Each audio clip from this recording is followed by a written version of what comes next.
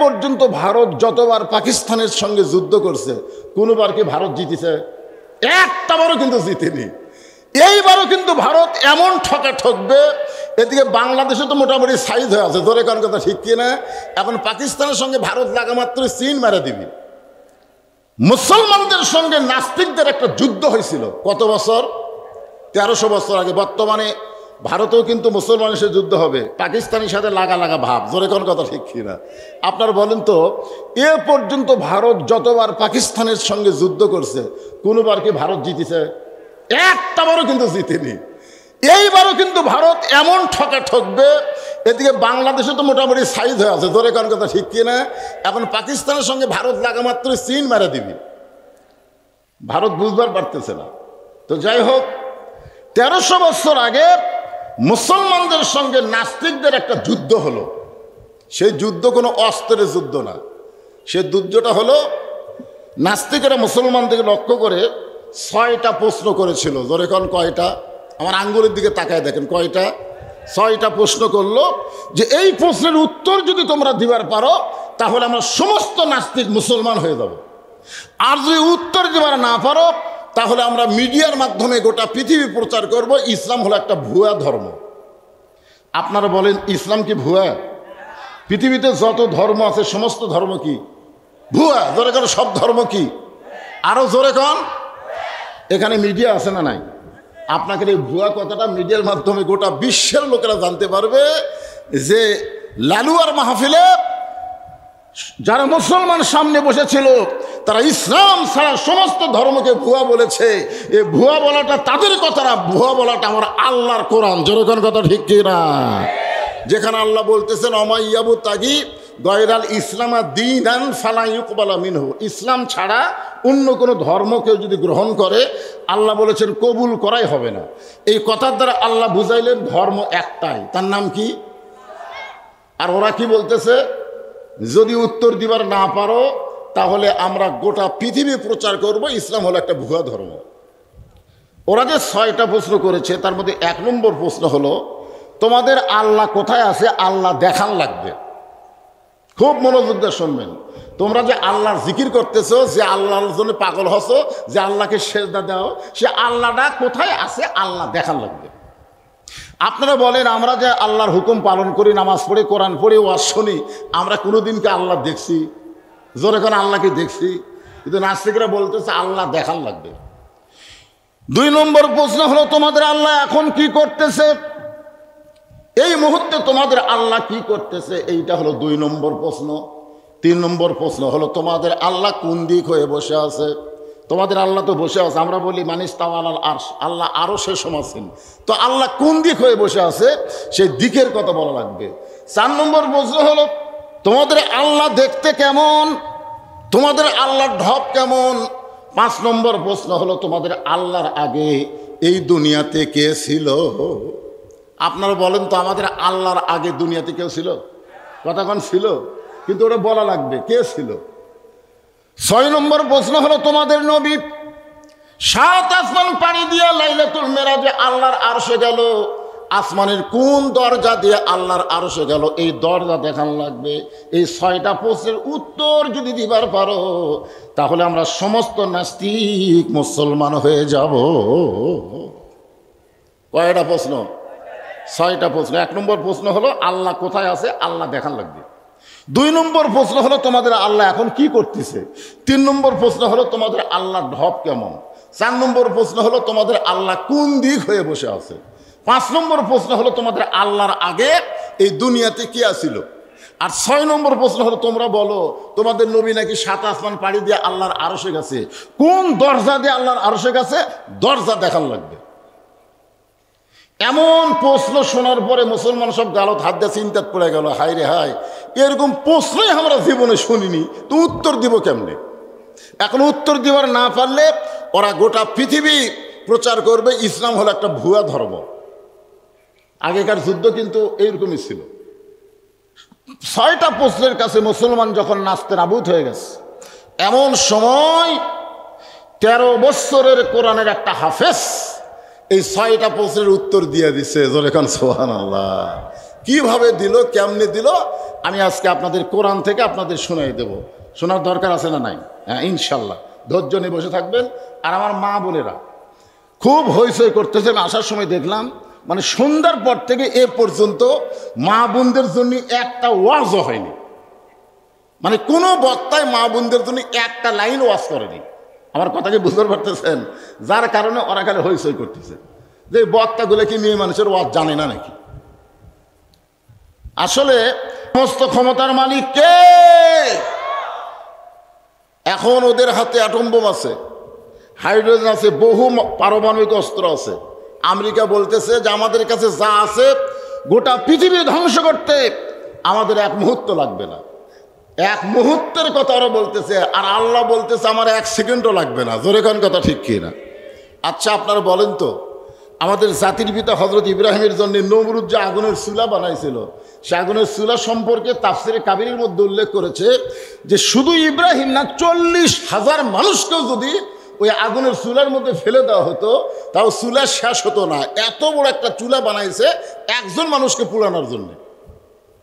যে চুলার উপর দিয়ে 100 গজ উপর দিয়ে কোনো পাখি যদি উড়ে যায়, পাখি পুড়ে ছাই হয়ে যায়। তাহলে চিন্তা করে দেখেন, একটা মানুষকে পুরানোর জন্য এত বড় চুলা কে বানাইছে? নমরুদ। জোরে কোন কে বানাইছে? কথা বলেন, কে বানাইছে?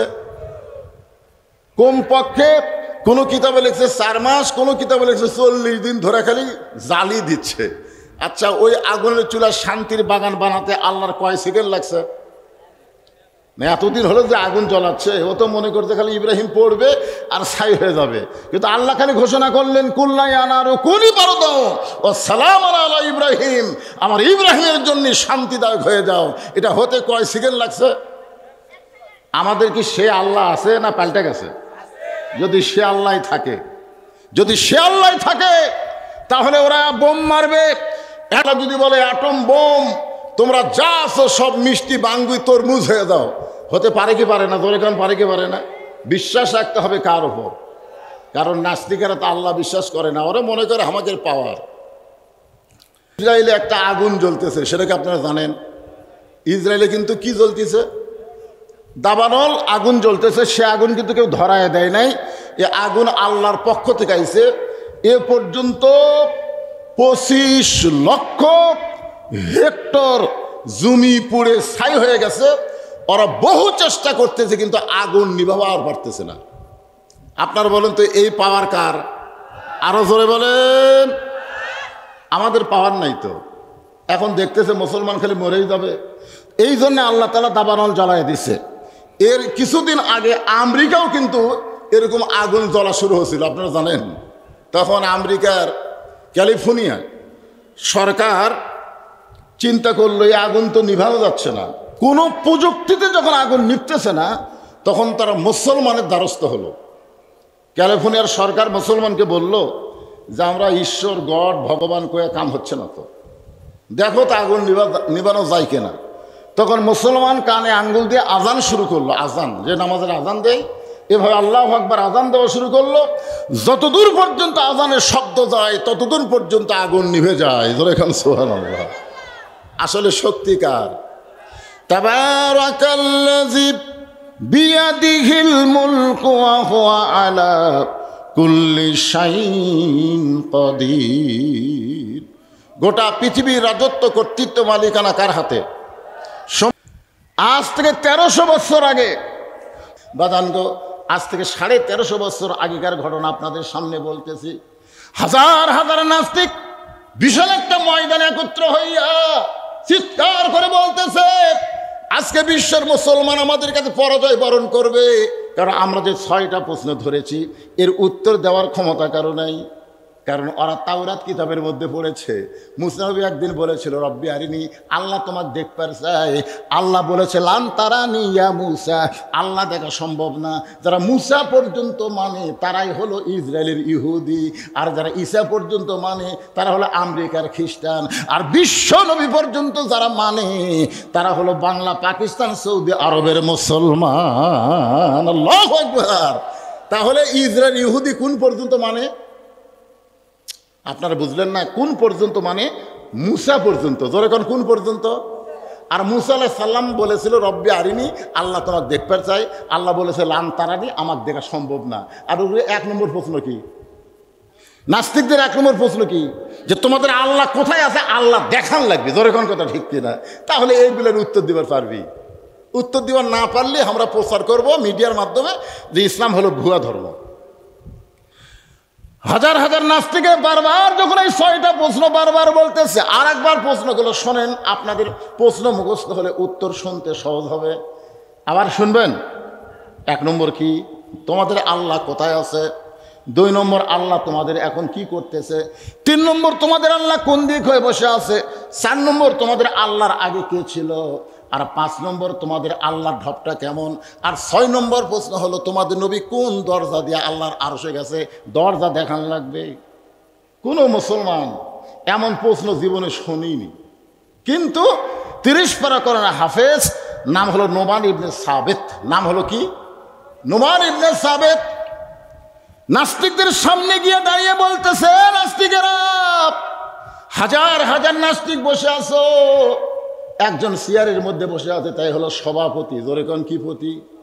সভাপতির সামনে গিয়ে বলতেছে, রে নাস্তিকেরা, তোমরা যে 6টা প্রশ্ন করেছো মুসলমানকে, আল্লাহ চাহিত ইনশাআল্লাহ আমি 6টা প্রশ্নের উত্তর দিয়া দিব। সমস্ত নাস্তিকেরা বলতেছে, বড় বড় আলেমদের খবর নাই, আমি আজকে পুচকাইছি। জি আচ্ছা ঠিক আছে, এই পুচকাইছে খবর নিতে।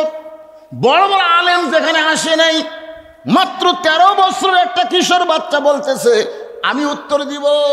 নাস্তিকদের সভাপতি চেয়ার থেকে বলতে, এই বেটা উত্তর দিবি দে।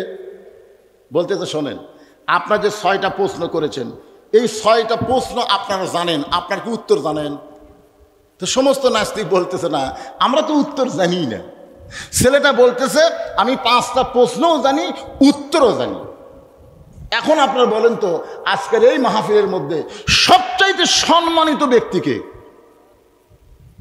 আপনারা যে বসে আছেন, একজন আবার চেয়ারে বসে সভাপতিত্ব করতেছেন, আপনারা সবাই মিলে বলেন যে আজকের এই হাজার হাজার মানুষের মধ্যে সবচাইতে সম্মানী ব্যক্তিকে?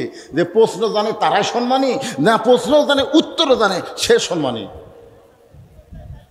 সভাপতি বলতেছে, আজকের এই মজমার মধ্যে যে প্রশ্নও জানে উত্তর জানে সে হলো সবচাইতে সম্মানী।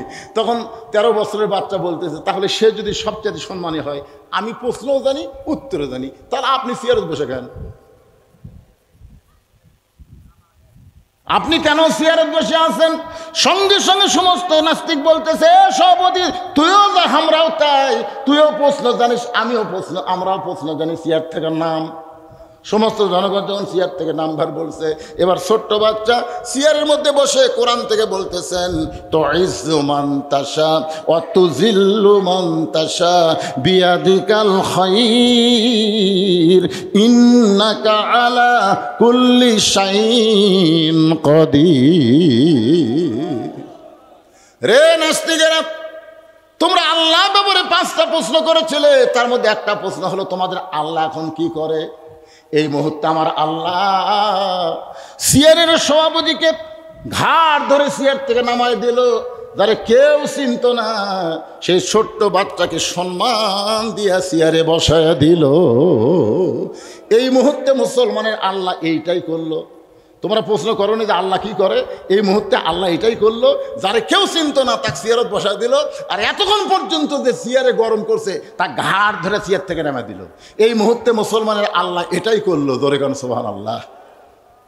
হাসিনা কিন্তু কোনো সময় ভাবেনি যে 24 সালের 5ই আগস্ট তাক পলান লাগবে, এটা কোনো সময় ভাবছে?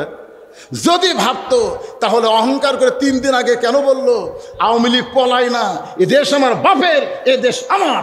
এই কথা বলার মাত্র 3 দিন পরে কিভাবে পলে গেল দেখছেন?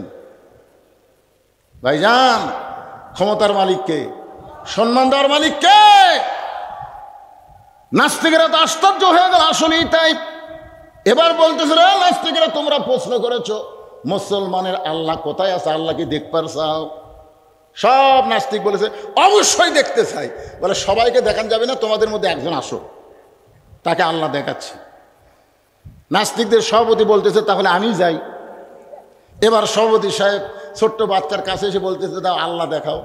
যে আল্লাহ দেখবার চাইছে কানসার বারো মারছে, চর মারছে। এই ছেলে আমাকে মারো কেন? পেট বরাবর মারছে ঘুষি।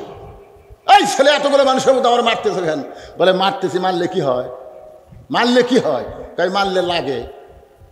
মারলে লাগে মানে কেমনে লাগে? বলে আমি জীবিত মানুষ, বোঝো না? জীবিত মানুষকে মারলে লাগে। বলে তুমি জীবিত মানুষ কেমনে বুঝলে? নাস্তিকের সভাপতি বলতেছে কেমনে বুঝলে মানে আমার মধ্যে জীবন আছে, আমার মধ্যে জীবন আছে বলেই তো আমি জীবিত মানুষ। ছোট্ট বাচ্চা বলতেছে তোমার মধ্যে জীবন আছে, তুমি কোনদিন দেখছো? না দেখিনি তো। তো তুমি না দেখে যদি জীবিত মানুষ বিশ্বাস করতে পারো, মুসলমান না দেখো আল্লাহ আছে বিশ্বাস করে, জোরে করে সুবহানাল্লাহ। জীবিত মানুষ যেরকম দেহের মধ্যে জীবন আছে অনুভব করতে পারে, গোটা বিশ্বের মুসলমান আল্লাহ আছে ঈমান গ্রহণ করার পরে এটা তারা অনুভব করতে পারে। আপনার বলেন তো আল্লাহ আছে না নাই? জোরে এখন আছে না নাই? আপনি কেমনে বুঝবেন? আল্লাহ কোরআনে বলেছেন অসজুদ ওয়াক্তারিব, তোমরা যত সেজদা দিবা, যত নামাজ পড়বা, তত তোমরা আল্লাহর নিকটে পৌঁছে যাবা। রাসূল বলেছেন আনতাবুদুল্লাহ কাআন্নাকা তারাহু ফাইন লাম তাকুন তারাহু ফাইন্নাহু ইয়ারাকা। কোন আল্লাহর বান্দা যখন নামাজের সেজদার মধ্যে যাবে, ওই বান্দা তখন আল্লাহকে দেখতে পাবে।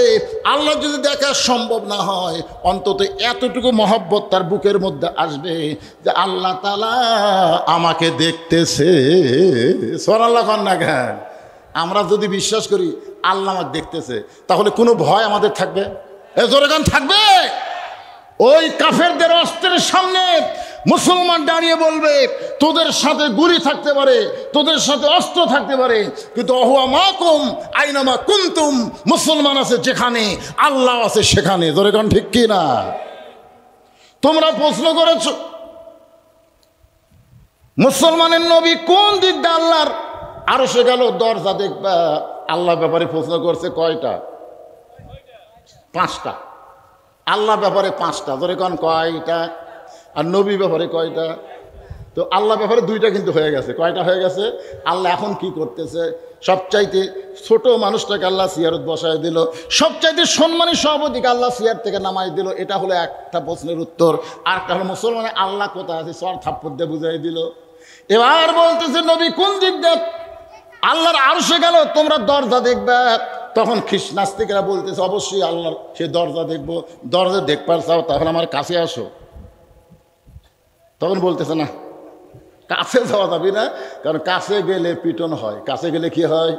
কাছে গেলে পিটন হয়। ছোট্ট বাচ্চা বলতেছে নবী কোন দরজা দিয়ে আল্লাহর আরশে গেছে, এই দরজা দেখাইতে গেলে পিটন হবে না। মুসলমান যা বলে সত্য বলে। জোরে কোন কথা ঠিক কি না? আসো। তখন এক নাস্তিক সাহস করে তখন কাছে আইছে। তখন ছেলে পকেট থেকে একটা মুরগির ডিম, আপনারা বলেন তো মুরগির ডিম কয়দিন পরে বাচ্চা হয়? 21 দিন পর। 21 দিন পরে বাচ্চা হয়, কিন্তু ডিমটার কেবল 18 দিন বয়স। সেই ডিম নিয়ে গেছে পকেটে করে। খ্রিস্টানদের নাস্তিকের কানে ধরে বলতেছে দেখো তো কিছু শোনা যায়।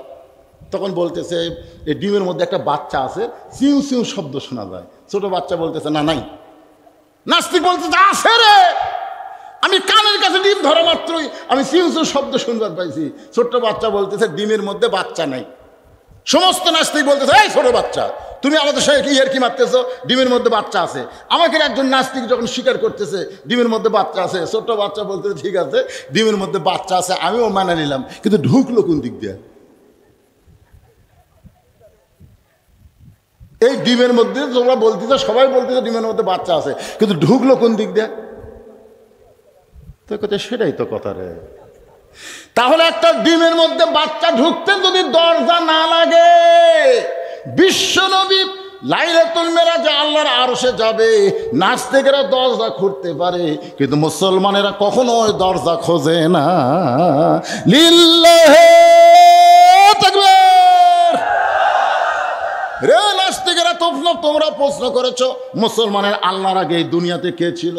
তোমরা প্রশ্ন করেছো মুসলমানের আল্লাহর আগে এই দুনিয়াতে কে ছিল? যদি জানবার চাও তাহলে একজন আমার কাছে আসো। আমার কাছে ঠিক আছে, দূরে দাঁড়ায় থাকে 2 জন দাঁড়াও। 2টা নাস্তিক যেই মাত্র দাঁড়াইছে এখন বলতেছে তাহলে তোমরা গণনা শুরু করো। নাস্তিকেরা গুনতেছে 1 2 3 4 5 6, আর এক নাস্তিক গুনতেছে 1 2 3 5 4 1 2 3 4 5 6 7 8 9। বারবার বলতেছে ভালো করে গোনো, 1 2 3 4 5 6 হয় না, আবার ভালো করে গোনো 1 2 3 4 5 হয় না, আবার ভালো করে গোনো। সমস্ত নাস্তিক বলেই ছেলেই তুমি আমাকে গণনা শিখাচ্ছ নাকি? গণনার মধ্যে ভুল কোথায় দেখো? ছোট্ট বাচ্চা চিল্লায় বলে, যতবার তোমাদেরকে গণনা করতে বলি এক থেকে গণনা শুরু করো, একের আগে কি আছে এইটা কেন বলো না? সমস্ত নাস্তিক বলে একের আগে কিছুই নাই।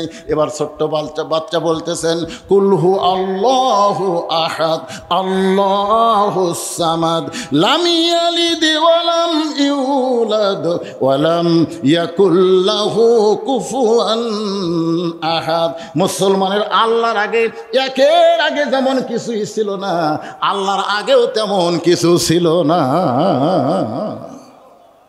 রে নাস্তিকেরা, তোমরা আল্লাহ ব্যাপারে প্রশ্ন করেছো, আল্লাহ ঢপটা কেমন, আল্লাহ কোন দিক হয়ে বসে থাকে? আর দুটা উত্তর আছে, জোরে বলেন কয়টা? আর মাত্র দুইটা। অথচ আমরা দরুদের মধ্যে কি বললাম? আল্লাহুম্মা সাল্লি আলা সাইয়্যিদিনা।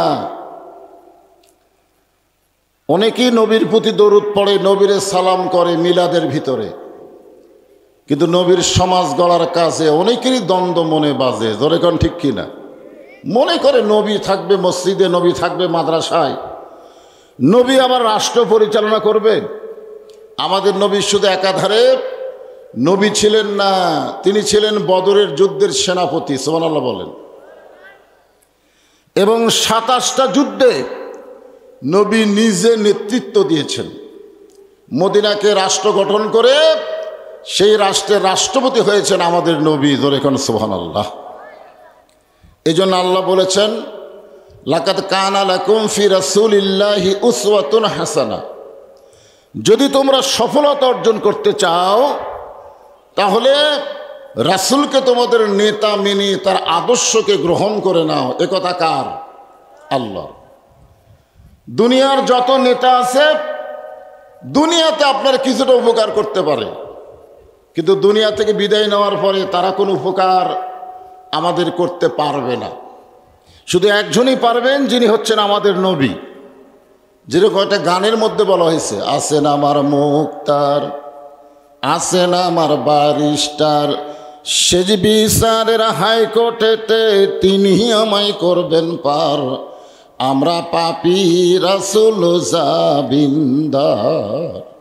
কোন বিচার? খেয়াল করে শোনেননি? শেষ বিচার। জোরে কোন বিচার? যেই বিচারে আল্লাহ হাকিম হবেন, আমাদেরকে আসামি বানায় বিচার শুরু করবেন। ওই সময় আমাদের নবী উকিল হয়ে, ব্যারিস্টার হয়ে আমাদের পক্ষে ওকালতি করে আমাদেরকে সুপারিশ করে আল্লাহর জান্নাতে পৌঁছায় দিবেন। এমন একজন বিশ্বনবীর উম্মত হওয়াতে আপনারা খুশি না বেজার? তাহলে জবান খুলে আর একবার বলি আলহামদুলিল্লাহ।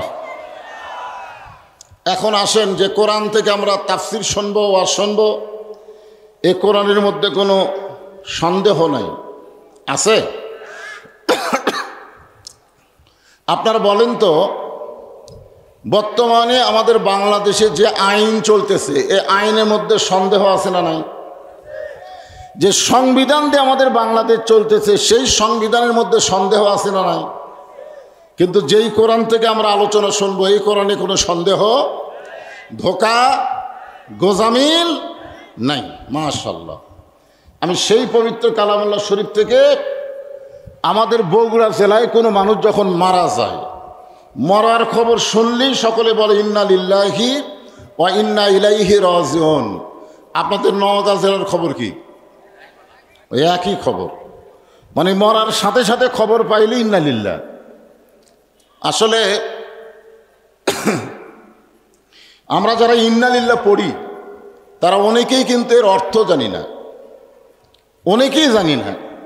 প্রায় 20 বছরের একটা লোক নামাজ পড়ে, মসজিদে ঢোকার সময় পড়ে আল্লাহুম্মা ইফতাহলি আবওয়াবা রাহমাতিক। আমি তাকে জিজ্ঞাসা করলাম, বাবা এই যে আপনি এত বছরের নামাজ পড়তেছেন, এই যে দোয়া পড়ে মসজিদে ঢুকতেছেন, এই দোয়ার অর্থ কি? কয় হুজুর আমি তো দোয়া জানি, অর্থ জানি না। আপনার বলেন তো, যেইটা আপনারা বলতেছেন তার একটা অর্থ জানার দরকার আছে না নাই? দরকার আছে না নাই? অর্থ যখনই জানবেন এর প্রতি আপনাদের আগ্রহ তখন বেশি হবে। এই যে আমরা মানুষ মরার খবর শুনি, ইন্না লিল্লাহ পড়ি, কিন্তু এর অর্থ জানি না। এর অর্থ একটা গানে গানে আমি আপনাদের শোনাই, গানে গানে। কোন বনেরই পাখি তুমি আইলারে কোন বনে, আবার কোন বনেতে যাইতে হবে, পড়ছে নাকি মনে। আমরা কোথায় ছিলাম, কোথায় আসলাম, আবার কোথায় যাব? চিন্তা করে দেখেন, আমরা যে এক জগতে ছিলাম, এটা আমাদের মনে না থাকলেও আমাদের বিশ্বাস আছে, আছে না নাই? আপনারা বলেন তো সেই জগতের নাম কি? আর ফাঁকতে যে ছোট বাচ্চাকে আছে, কে জগতের নাম কি? আর কথা হয় না। সেই জগতের নাম হলো রুহের জগৎ। জোরে বলেন কিসের জগৎ? সেই জগতে রুহু ছিল কিন্তু দেহ ছিল না। রুহু ছিল কিন্তু দেহ ছিল না। সে জগৎকে বলা হয় আলমে আরওয়াহ। সেখান থেকে আল্লাহ আমাদেরকে পাঠিয়ে দিছে যে জগৎ, এই জগৎকে আমরা বলি দুনিয়াবি জগৎ। দুনিয়াবি জগৎ। আবার এই জগৎ থেকে আমরা আর একটা জগতে কিন্তু রওনা দিয়েছি।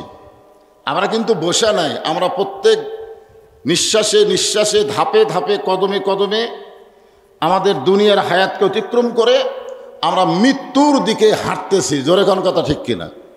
আপনার বলেন তো, যেই রাত আজকে আমাদের মাঝ থেকে বিদায় নিচ্ছে, ওই রাতকে আমরা আর খুঁজে পাবো?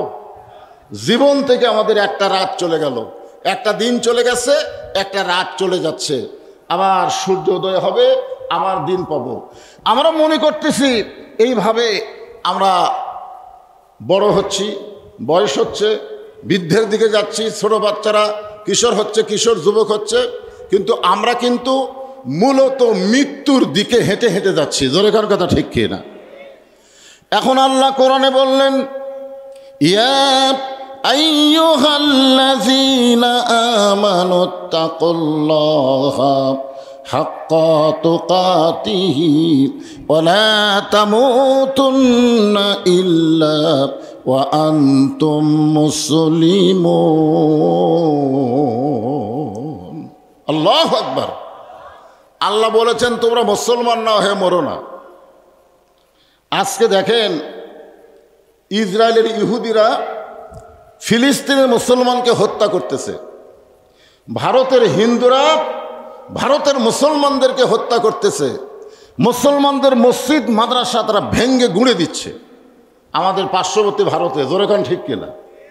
অনেকে আমাকে বলে, হুজুর, এই যে বিধর্মীরা এভাবে যুদ্ধ করে করে মুসলমানদেরকে হত্যা করতেছে, মুসলমানের কি কোনো পাওয়ার নাই? আপনার বলেন তো, মুসলমানের পাওয়ার কি মুসলমানের না আল্লাহর? জোরে বলেন, কার পাওয়ার? আল্লাহর পাওয়ার। মুসলমানদের ঈমান আছে, আর আল্লাহর পাওয়ারে মুসলমান বিজয় লাভ করে। তবে আল্লাহ সহজে ধরে না, কিন্তু ধরলে কিন্তু ছাড়ে না। আপনার বলেন তো, ওয়া আশহাদু আন্না মুহাম্মাদান আবদুহু ওয়া রাসূলুহু আল্লাযী আরসালা রাসূলাহু বিল হাক্কি বাশীরাও ওয়া নাযীরা ওয়া দাঈয়ান ইলাল্লাহ বিইজনিহি ওয়া সিরাজাম মুনীরা। فقد قال الله تعالى في كلامه المجيد والفرقان الحميد।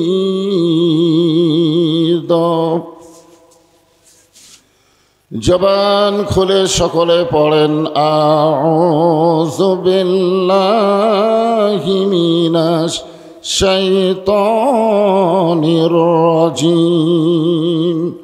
বিসমিল্লাহির রহমানির রহিম। ইযা আসাবাতুহুম মুসিবাতুন ক্বালু ইন্না লিল্লাহি ওয়া ইন্না ইলাইহি রাজিউন। ইন্নাল্লাহা ওয়া মালাইকাতাহু ইসাল্লুনা আলান النبي يا أيها الذين آمنوا صلوا عليه وسلموا تسليما اللهم صل على محمد اللهم صل على سيدنا محمد اللهم بارك على محمد يا أيها الذين آمنوا اذكروا الله ذكرا كثيرا لا إله إلا الله সকলে জবান খুলে আল্লাহর জিকির করতে কোনো শরম নাই অলসতাও করা যাবে না জবান খুলে লা ইলাহা ইল্লাল্লাহ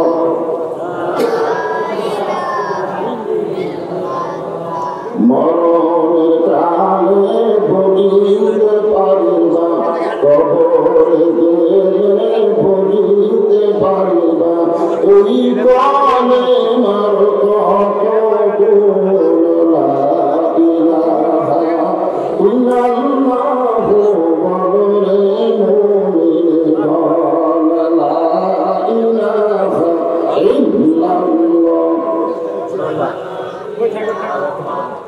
মহব্বত আল্লাহর জিকির রাসূল বলেছেন কোন ব্যক্তি যদি শ্বাস এবং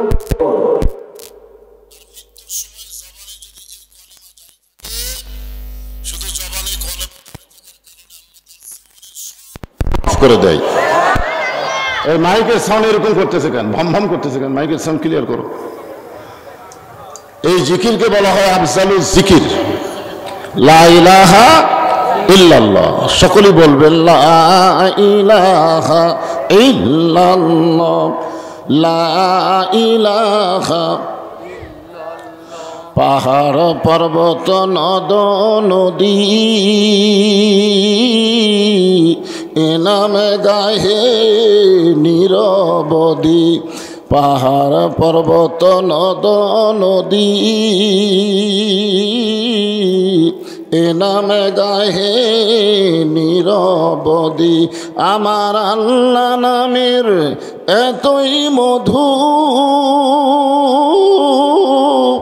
আল্লাহ নামের এতই জাদু লুকিয়ে রাখছেন হে আল্লাহ লা ইলাহা ইল্লাল্লাহ লা ইলাহা ইল্লাল্লাহ মুহাম্মাদুর রাসূলুল্লাহ রাসূলের মহব্বতে সকলেই বলবো সাল্লাল্লাহু আলাইহি ওয়াসাল্লাম। লালুয়া দারুস সুন্নাহ কওমি এবং নুরানি মাদ্রাসা কমিটি কর্তৃক আয়োজিত আজকের এই ওয়াজ মাহফিলে আল্লাহ তাআলা যিনাকে সম্মানিত সভাপতির আসনে কবুল করেছেন। হচ্ছে না, মাইকের সাউন্ড হচ্ছে না, সাউন্ডটা চ্যানচ্যান করতেছে, সাউন্ডটা ডাবা সাউন্ড দাও জনগণ যেন বুঝতে পারে। এটা ভাষা সাউন্ড, ওর মধ্যে ভাসা যাচ্ছে কিন্তু নিচে ডাবতেছে না।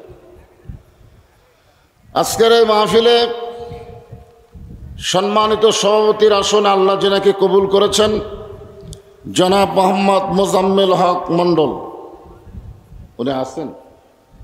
আচ্ছা, আজকের এই মাহফিলের সম্মানিত সহসভাপতিবৃন্দ, সম্মানিত প্রধান অতিথি জননেতা আলহাজ এস এম রেজাউল ইসলাম রেজু, সম্মানিত বিশেষ অতিথিবৃন্দ, সকলকেই অন্তরের অন্তঃস্থল থেকে আমি শুভেচ্ছা জ্ঞাপন করছি।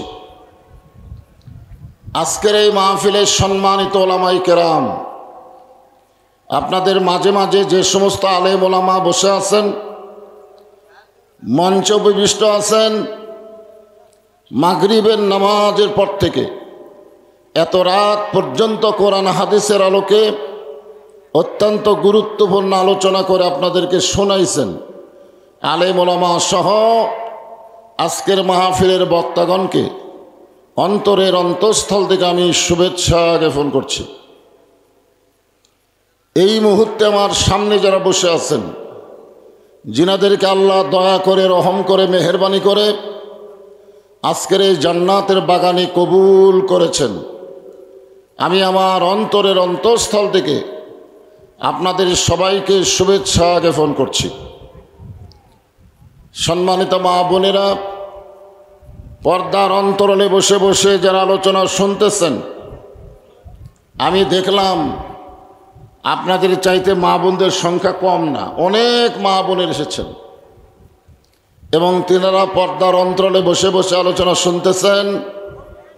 আমি তাদেরকেও শ্রদ্ধা জ্ঞাপন করে এই মুহূর্তে জানতে চাচ্ছি আপনারা সকলে কেমন আছেন? আলহামদুলিল্লাহ রব্বিল আলামিন। কি হয়, ফ্যান দিলে কি হয়? এ পর্যন্ত কোনোদিন ফ্যান ছাড়া আওয়াজ করছি? এই সাইড দিয়ে দাও, কস করে দাও, মাইকের জন্য আসে।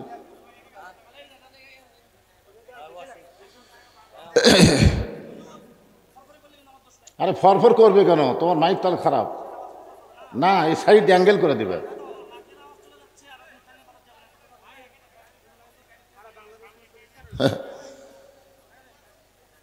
বৈশাখ মাস পড়ার পরে আর দুই দিক থেকে দুই ফ্যান দেয়, আর এক ফ্যান দিলে বলে ভর ভর করবে, সেভাবে দিবে, অ্যাঙ্গেল করে দিবে, বক্তার গায়ে লাগবে, মাইকে লাগবে না। এই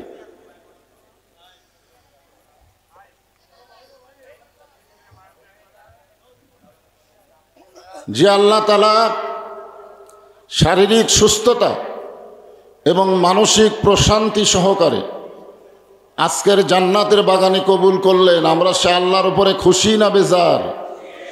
তাহলে জবান খোলে সমস্বরে সকলে বলবো রব্বানা লাকাল হামদ।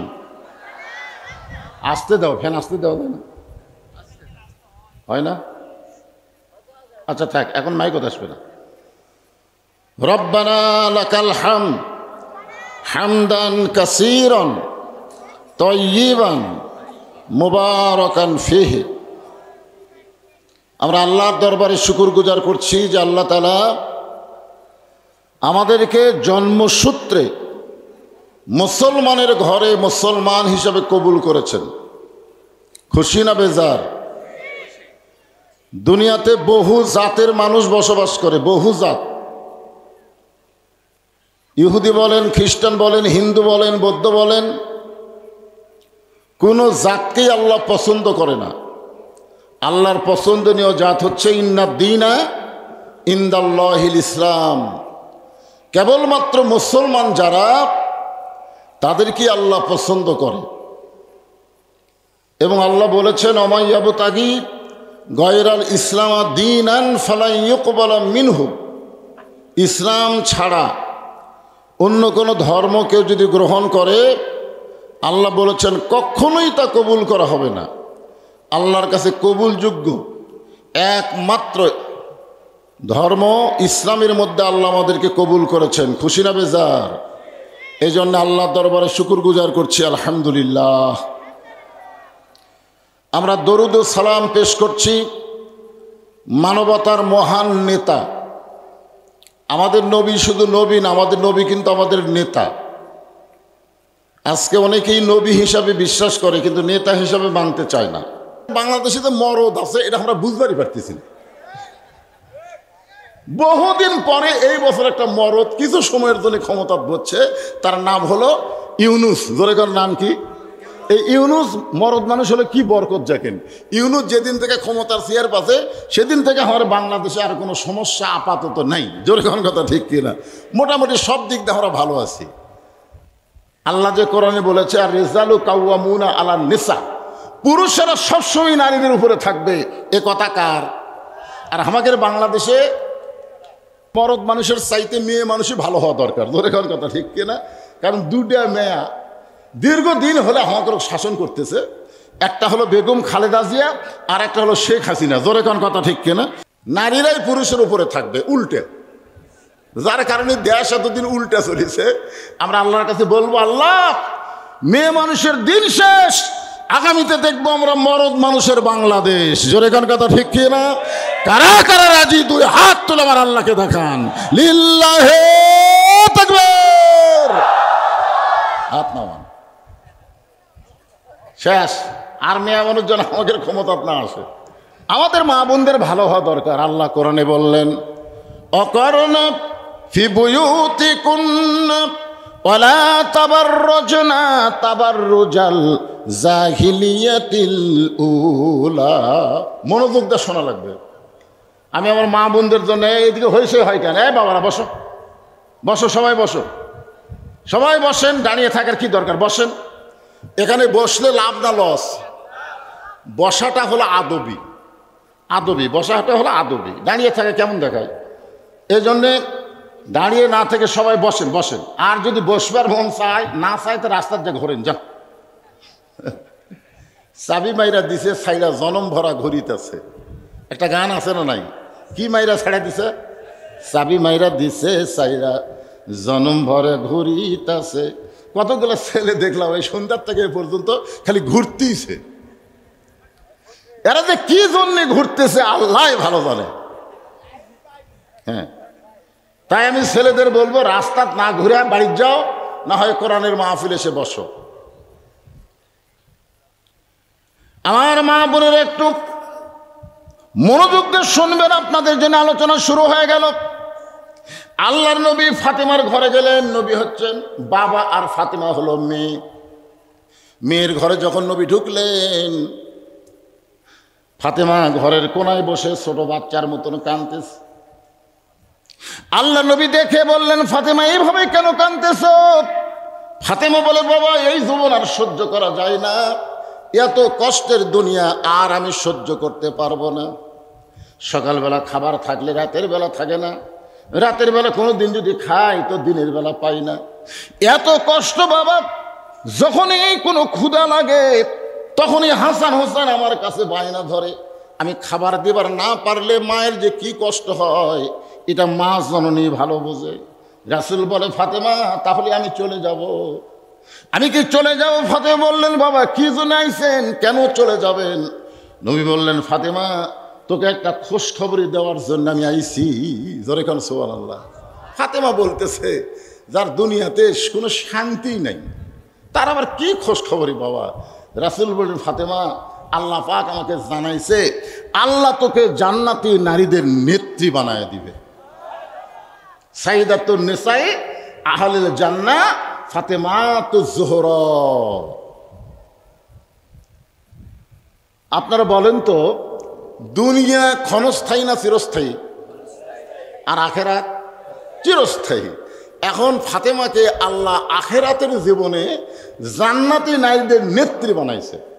সামান্য 2 দিনের দুনিয়া। একটা গানের মধ্যে আছে, চলতে পথে 2 দিন থামিলাম, যাবার কালে একজন আরো দেখা না পাইলাম। ও আমার সাদের মালা যায় রে ছিঁড়ে, রইব না আর বেশি দিন তোদের মাঝারে। চলতে পথে 2 দিন। জোরে কোন কয়দিন? এই যে রুহের জগৎ থেকে এসেছি আবার যাচ্ছি, এই যাওয়া আসার মধ্যে দুনিয়ার জীবন হলো 2 দিন। মাত্র 2 দিনের দুনিয়ার জন্যে আখেরাতকে নষ্ট করা যাবে না। আল্লাহ বলেছেন, বাল তুসিরুনাল হায়াতাদ দুনিয়া ওয়াল আখিরাতু খায়রু ওয়া আবকা। ফাতেমা একটু কষ্টের মধ্যে খোঁজ খবরই পাচ্ছে যে ক্ষণস্থায়ী জীবনে ফাতেমার কষ্ট হলে কি হবে, আখিরাতের জীবনে আল্লাহ তাকে জান্নাতি নারীদের নেত্রী বানায় দিবে। জোরে কোন সুবহানাল্লাহ। নবী তাকায় দেখে ফাতেমা মুচকি মুচকি হাসতেছে। রাসূল বলে, ফাতেমা আমি তোমার হাসি দেখে খুশি হয়ে গেলাম, কিন্তু আর একটা খবর যে আমার কাছে আছে, আর একটা খবর আমার কাছে আছে। ফাতেমা বললেন, বাবা সেটা আবার কি খবর? বলে, আমার মনে হয় সেটা তোমার জন্যে খোঁজ খবর নাও হতে পারে, থাক দরকার নাই। ফাতেমা বলতেছে, বাবা খোঁজ খবরই যখন দিলেন তাহলে দুঃখের খবর কি? বলে, দুঃখের খবর না, আর একটা খবর হলো আল্লাহ তোমাকে জান্নাতে নেত্রী বানালে কি হবে, আল্লাহ তোমার আগে একজন মেয়েকে জান্নাত দিবে। যেই মাত্র বলেছে আল্লাহ তোমার আগে একজন মেয়েকে জান্নাত দিবে, সঙ্গে সঙ্গে ফাতেমা হাওমাও করে কান্না শুরু করে দিলেন। ও বাবা, এই খবর কেন দিলেন? আল্লাহ আমাকে জান্নাতের একদিন নেত্রী বানাবে, আর আমার আগে একজন মেয়ে জান্নাতে যাবে। এমন কি আমল করেছে যে আমল করার কারণে সেই মেয়েটা আমার আগে জান্নাতে যাবে? বাবা, সেই মেয়েটার পরিচয় কি? মেয়েটার বাড়ি কোন জায়গায়? রাসূল বলেন, ওই যে একটা জঙ্গল দেখতেছো ফাতেমা, দেখো সামনের দিকে, ওই জঙ্গলের সামনে ছোট্ট একটা ঝুপড়ি বাড়ি। ওই বাড়িটা হলো একটা কাঠুরিয়ার বাড়ি। ওই কাঠুরিয়ার বিবি জামিলাকে আল্লাহ তোমার আগে জান্নাত দিবে। আপনারা তো সুবহানাল্লাহ বললেন, ফাতেমা সুবহানাল্লাহ বলবে? ফাতেমা বললেন, বাবা, সাধারণ একটা কাঠুরিয়ার বউ জামিলা, আমি হলাম নবীর মেয়ে ফাতেমা, আমি হলাম নবীর মেয়ে ফাতেমা, হাসান হোসেনের মা ফাতেমা, আলীর বউ ফাতেমা। সুবহানাল্লাহ কর না কেন? আপনারা দেখেন তো ফাতেমা কোন দিক দিয়ে কমজোরি। ফাতেমার মা হচ্ছে মক্কার সবচেয়ে ধনবতী রমণী ছিল, ইসলামের সর্বোত্তম ঈমান গ্রহণ করেছে, নাম হলো খাদিজাতুল কুবরা। জোরে কান সুবহানাল্লাহ। মায়ের দিক দিয়ে ফাতেমা পৃথিবীর শ্রেষ্ঠ সন্তান, বাপের দিক দিয়ে ফাতেমা, যার বাবা হলো বিশ্ব নবী। জোরে কান সুবহানাল্লাহ। যার দুইটা সন্তান হলো সাইয়্যিদুশ শাবাবি আহলুল জান্নাত, জান্নাতি যুবকদের সর্দার হাসান হোসাইন, যার স্বামী হলো আসাদুল্লাহিল গালিব হযরত আলী, আর সাধারণ একটা কাঠুরার বউ জামিলা আমার আগে জান্নাতে যাবে। এমন কি আমল করে? রাসূল বলে, ফাতেমা, কি আমল করে আমি তোমাকে বলতে পারবো না, জানতে যদি চাও তাহলে তুমি তদন্ত করে জানতে পারবা। ফাতেমা চিন্তা করতেছে, জান্নাতি নারীদের নেত্রী হব, সবার আগেও জান্নাতে যাব। যেমন করেই হোক ওই কাঠের বউ কি আমল করে আমাকে জানা, আমল করা লাগবে। খালি জানবে না, স্বামী না অতা আনা, শুনতে হবে আমল করার নিয়তে। জোরে কোন কথা ঠিক কিনা? আজকে যারা এখানে বসে আছেন, আপনারা খালি ওয়াজ শুনবেন না এইটা গ্রহণ করবেন? এটা গ্রহণ করা লাগবে বাজান।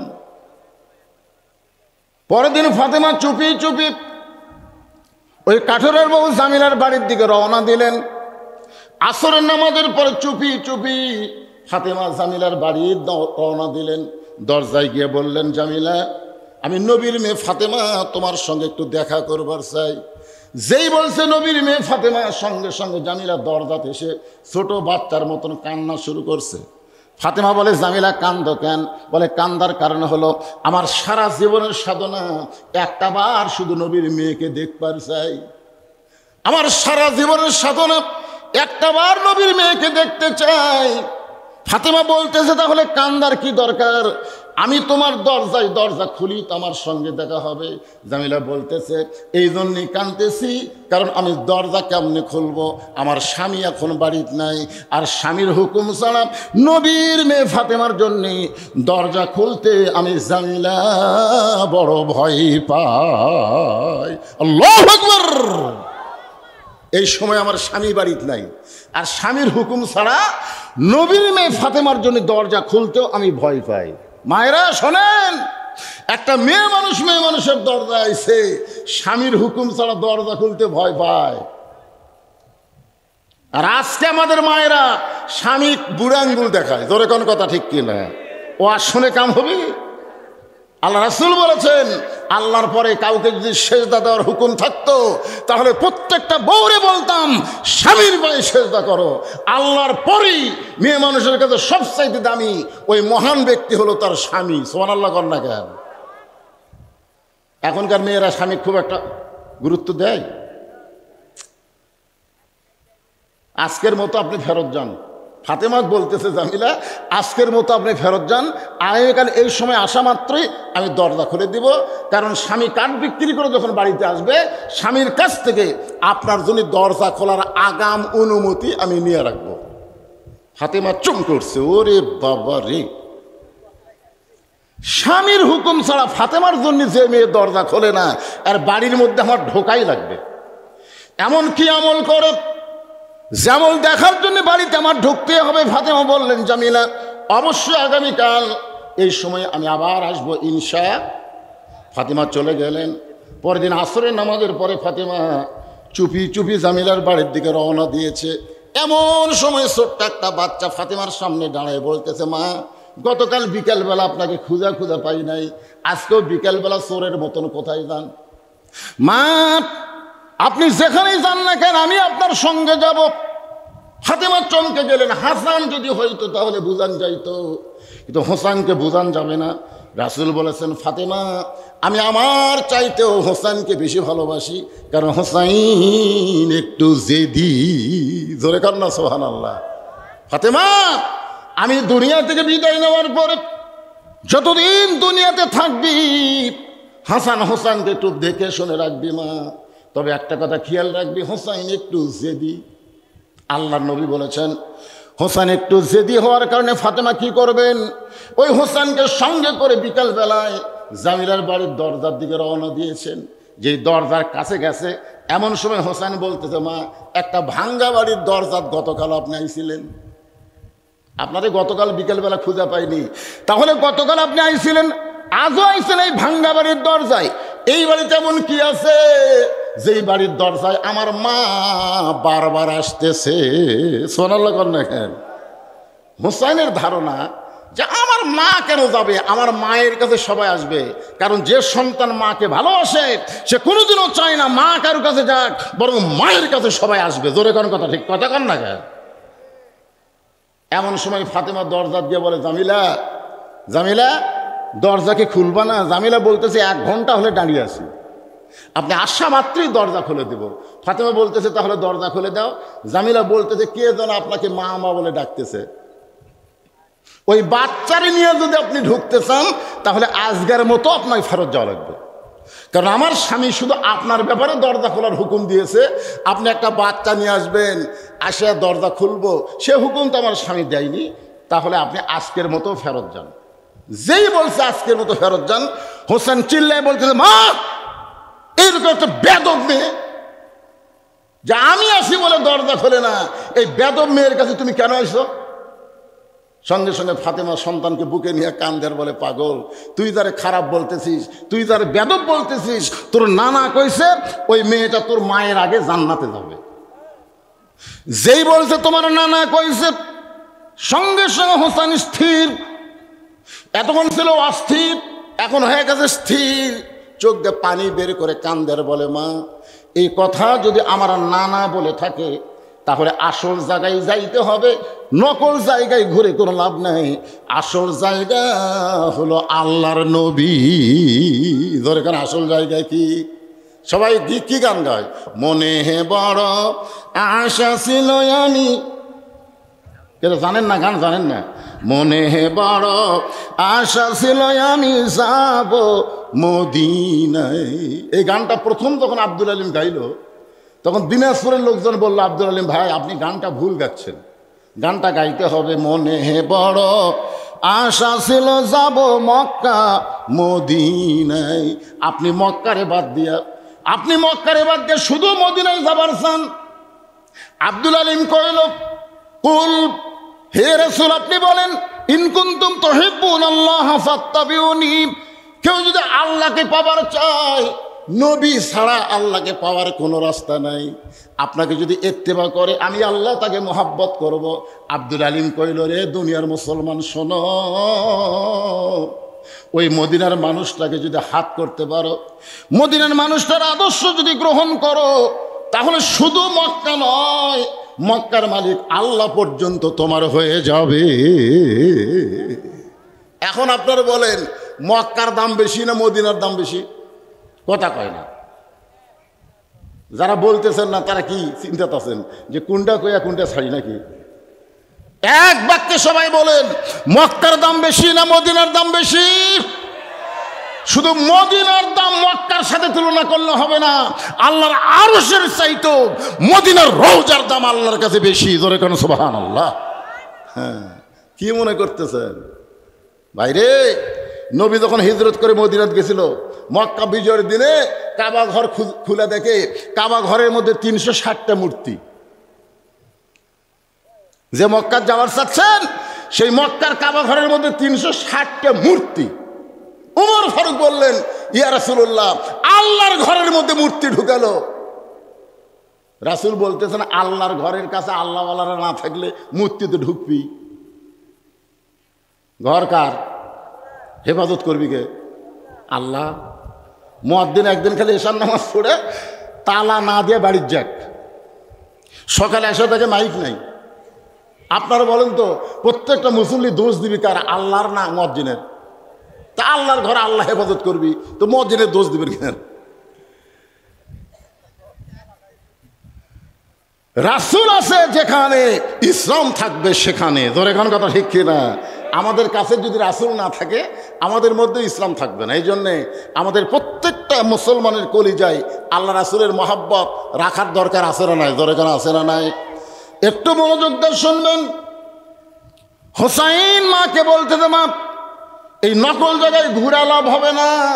জানবার যদি চাও কোন আমলের কারণে ওই কাঠুরার বউ তোমার আগে জান্নাতে যাবে, জানবার যদি চাও তাহলে আসল জায়গা, জোরে কোন কি জায়গা?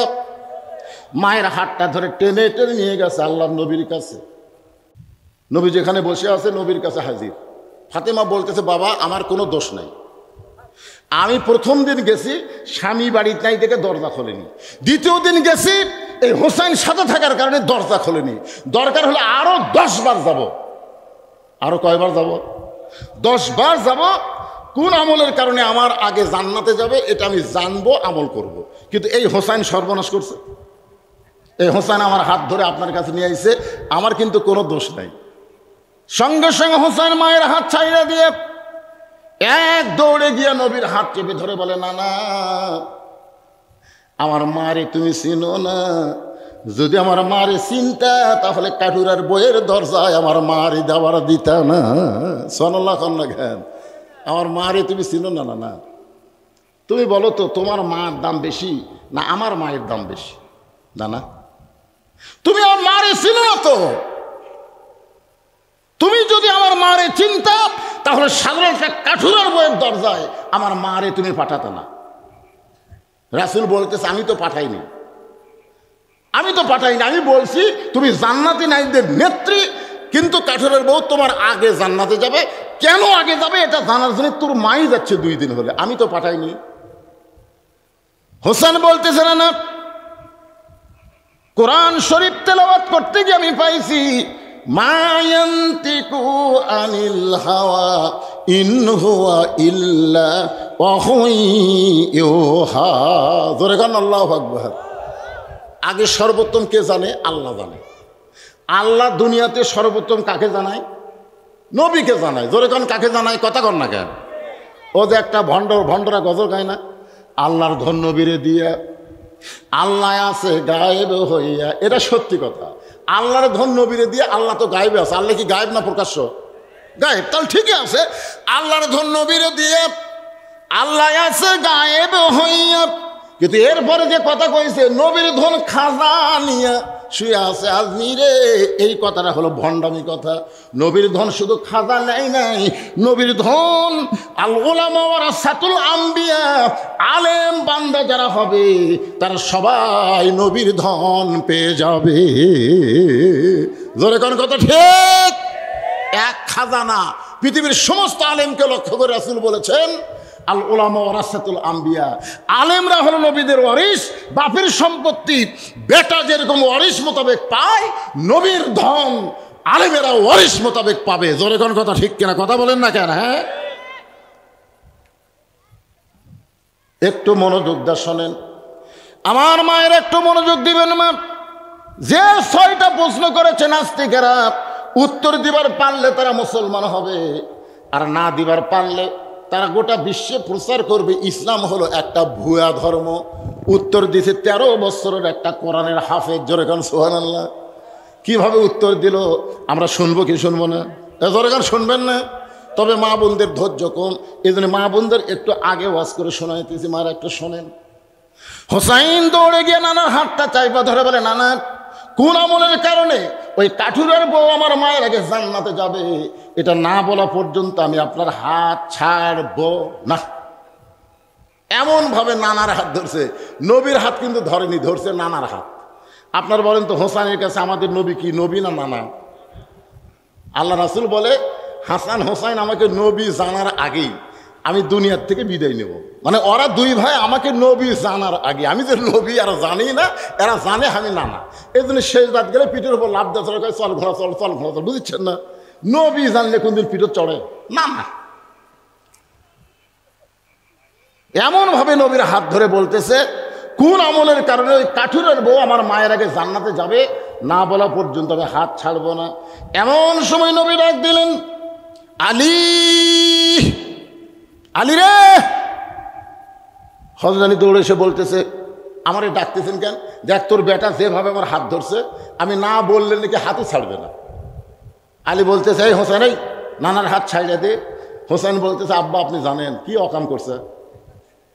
আপনি তো জানেন না, আমার নানা কইছে একটা কাঠুরের বউ নাকি আমার মায়ের আগে জান্নাতে যাবে।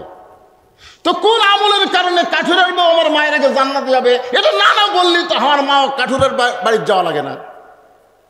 এই জন্যই নানার হাত ধরেছি, নানা বলুক তারপরে হাত ছাড়বো। আলী বলতেছেন, জোরে হাত ধর, জোরে হাত ধর, হাত ধরে ছাড়িস না। কারণ কে আগে জান্নাতে যাবে এটা বলতে গেলে মরদ মানুষকে বললে কোনো সমস্যা নাই, কিন্তু মেয়ে মানুষকে বললেই তো বিপদ। আপনারা বলেন তো, আল্লাহ রাসূল কিন্তু 10 জনের নাম ঘোষণা করছেন এভাবে, আবু বকর, আমার দিকে তাকান, আবু বকর, ওমর, ওসমান, আলী, আব্দুর রহমান ইবনে আওফ, জুবাইর, তালহা, সাদ ইবনে আবি ওয়াক্কাস, আবু সাঈদ, উবাদা ইবনুল জাররাহ। এই 10 জনই হলো আশারে মুবাশশারা। সুবহানাল্লাহ খান। আল্লাহ নবী কি একসাথে 10 জনের কথা কইছে না একে একে? তো এখন ওমর যদি কয় যে আবু বকর খানি 1 নম্বর হবি, আমি 1 নম্বর হলে কি হয়? মরদ মানুষের কথা হলো জান্নাত পালি হলো, জোরে খান কথা ঠিক কি না?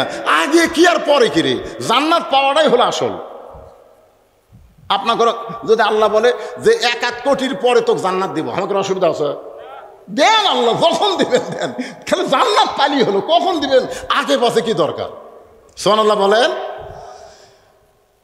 এমন সময় নবী বলেন, আলী রে, আজকে তোকে বলার হুকুম দিলাম, বলে দে কোন আমলের কারণে কাঠুরের বউ ফাতেমার আগে জান্নাতে যাবে? আলী বলতে, হুজুর আপনি কিন্তু আমাকে নিষেধ করেছিলেন। রাসূল বললেন, আজকে যেভাবে হোসেন আমার হাত ধরেছে আমি বাধ্য হয়ে তোকে বলার হুকুম দিলাম। ফাতেমা দৌড়ে গিয়ে বলে, স্বামী, কোন আমলের কারণে কাঠুরের বউ আমার আগে জান্নাতে যাবে এটা কি আপনি জানেন? বলে, অনেক আগেই জানি। তাহলে আমাকে বলেন নাই কেন? আজকে নবী বলার পরে যেই বিপদ, আমি বললে তো আরো বিপদ। ফাতেমা বলতেছে, জানেন, তাহলে একটু বলেন। আলী বলতেছেন, ফাতেমা, তাহলে তোমাকে একটু ধৈর্য ধারণ করা লাগবে, কারণ এক মেয়ের সামনে আর এক মেয়ের প্রশংসা করলে মেয়েরা অধৈর্য হয়ে যায়। করছেন কোনোদিন? আমি একদিন বইয়ের সামনে আমি বেহেশতের হুরের প্রশংসা করতেছি, আল্লাহ যদি আমাকে জান্নাত দেয়, জান্নাতে আল্লাহ আমাকে হুর দিবে, হুরের নাকের সাইজ এরকম, হুরের চোখের সাইজ এইরকম, হুরের ভুরু হবে এইরকম। এরকম যখন হুরের প্রশংসা করতেছি, কিছুক্ষণ পর দেখে আমার বউ বালুস বগলের তলে নিয়ে বলতেছে, যাই। আমি বললাম, কোথায় যাবেন? হুর নিয়ে থাকেন, আমার কি দরকার? আমি আপনার খেদমত করি, আপনার গরম ভাত আন্দা দেই, গরম তরকারি সামনে দেই, আর বইয়ের কাছে হুরের গল্প করেন। আমি সেই দিন বুঝলাম মেয়ে মানুষের এত হিংসা, এদের সামনে হুরের গল্প করার উপায় নাই। জোরে কোন কথা ঠিক কিনা? আলী বলতেছেন, ফাতেমা একটু ধৈর্য ধরা লাগবে। ফাতেমা বলতেছে, অবশ্যই ধৈর্য ধারণ করলাম। এবার আলী বলতেছে, ফাতেমা, তোমার কি মনে আছে একদিন দুপুর বেলায় ঘরের ভিতরে আমার সামনে দাঁড়িয়ে তুমি কাঁদতেছিলে? আমি বললাম, ফাতেমা, কি জন্যে কান্দো? তুমি বললে, হাসান হোসেন না খেয়ে ঘুমিয়ে গেছে, ঘুম থেকে চেতন পাইলে আমার 2টা সন্তান খাবার চাবে।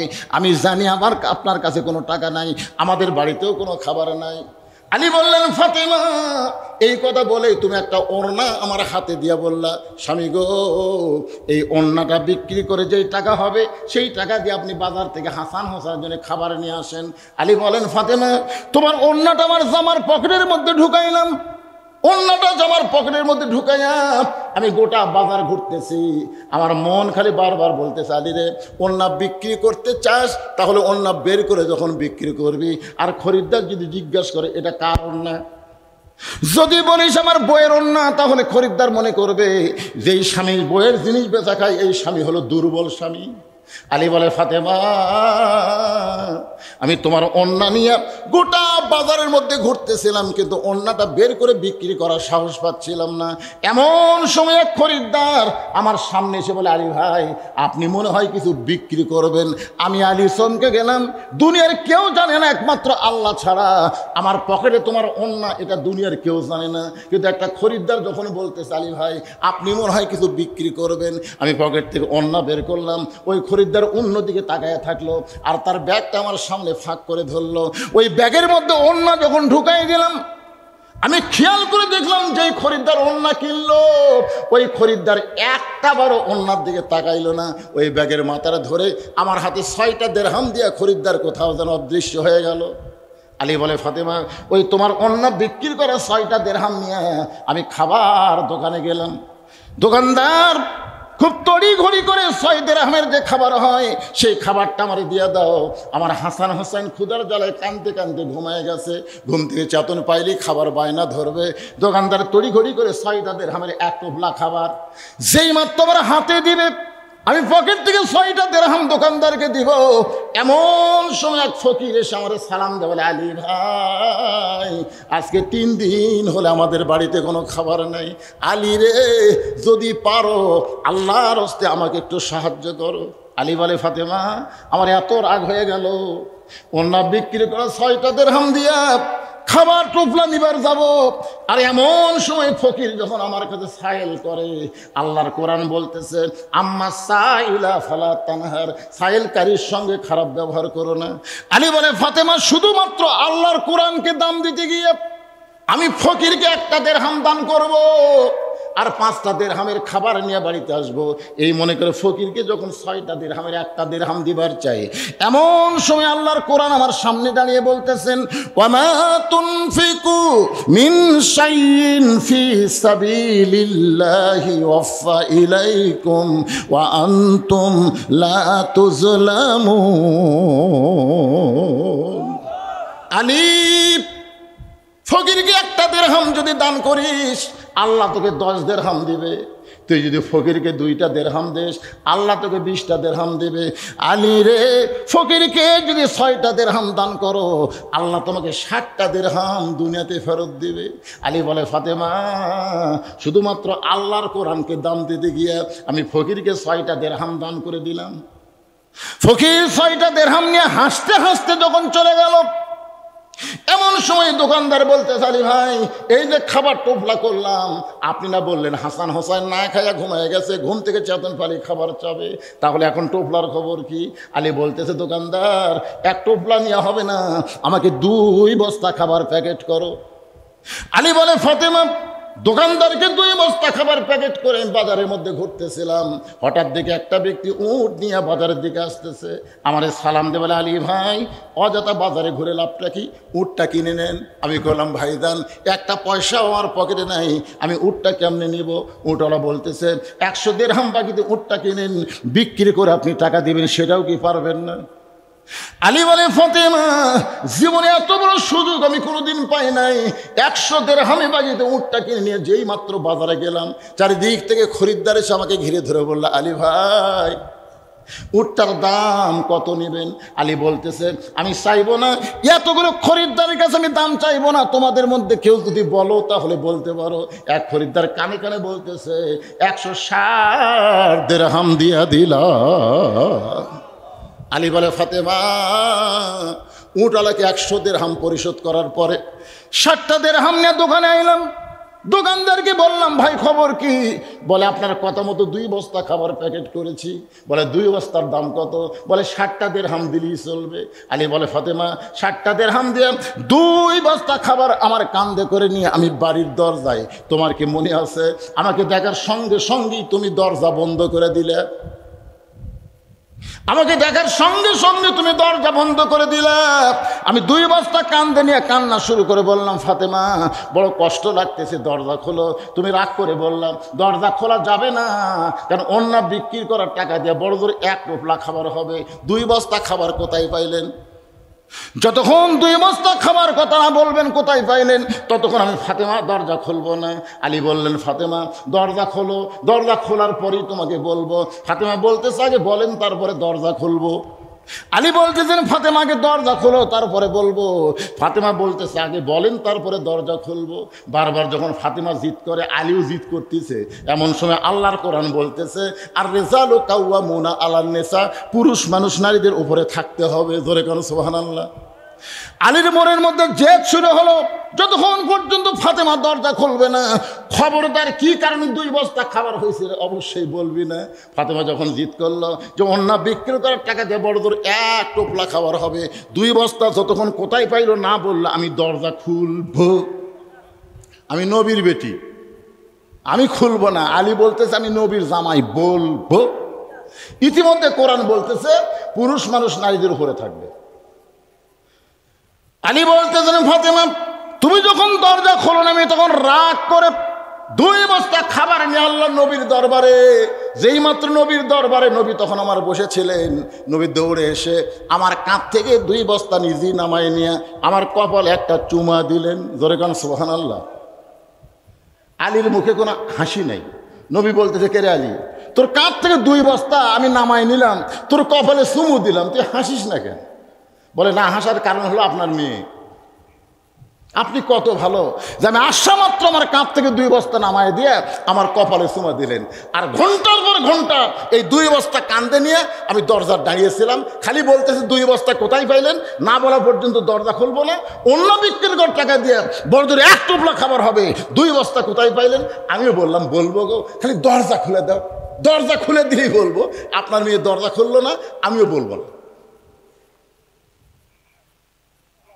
তাহলে আপনি কত ভালো, আর আপনার মেয়ে আমার জন্য দরজা খুললো না। নবী চোখের পানি বের করে বলে, আলী রে, ফাতেমা যদি দরজা খুলতো তাহলে তুমি কি আমার কাছে আসতে? আলী বলতেছে, না হুজুর, দরজা খুললে আবার কেন আসবো? রাসূল বলে, আলী রে, আমার মেয়ে ফাতেমা দরজা না খোলার কারণ হলো, তুমি কি বলতে পারো কোন খরিদ্দার তোমার কাছ থেকে ওন্না কিনেছে? আলী, তুমি কি বলতে পারো কোন ফকির তোমার কাছে ভিক্ষা চাইছে? তুমি কি বলতে পারো কে তোমার কাছে উট বিক্রি করলো, আবার কে খরিদ্দার হয়ে উট কিনে নিল? আলী বলছে, হুজুর আমি কিছুই জানি না। রাসূল বলতেছেন, আমি জানি। সুবহানাল্লাহ। আমি জানি, এই কারণে আমার মেয়ে তোমার কাছে পাঠাইছে, কারণ তোমাকে জানতে হবে আনা মাদিনাতুল ইলমি ওয়া আলিউ বাবুহা, ইলমের শহর যদি নবী হয়, আলী হচ্ছে তার দরওয়াজা। জোরে আল্লাহু আকবার।